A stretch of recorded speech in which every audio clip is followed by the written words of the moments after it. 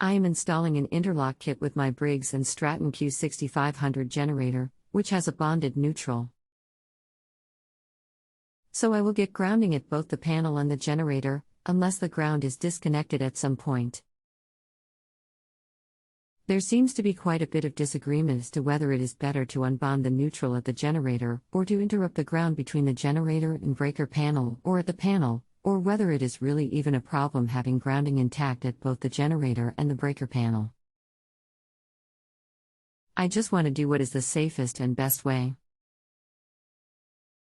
I'll do all I can to help. How long have you been dealing with this? I've been reading stuff online for weeks. I have successfully installed my own interlock, and I just disconnected the ground on the wire running from the 240-volt receptacle on the generator to the power inlet, but now I am putting in one for my son and am questioning whether what I did was okay. Do you plan on doing the work yourself? Yes, I have wired 2 houses on my own and had them approved by licensed electricians for bank approval. Anything else we should know to help you best? Not that I can think of. Hi, I'm Mike and I'll be assisting you. Please stand by while I review your question.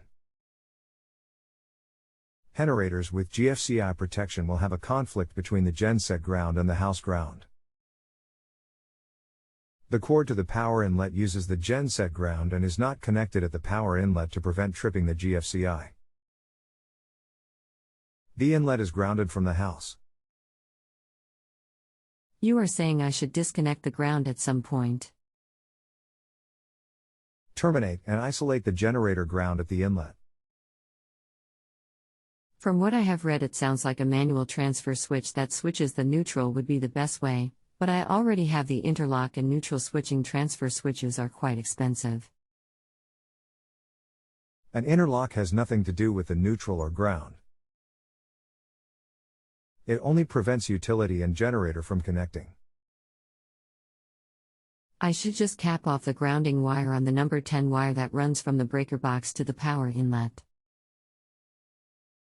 The grounding wire should not be connected to the power inlet box in any manner. The ground from the generator is the one that is isolated at the inlet.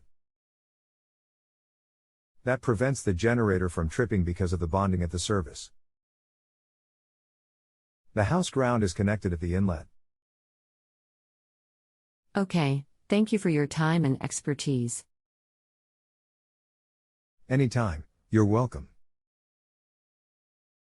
If you have a home improvement or appliance question and want to chat with an expert now, visit justanswer.com/ythi.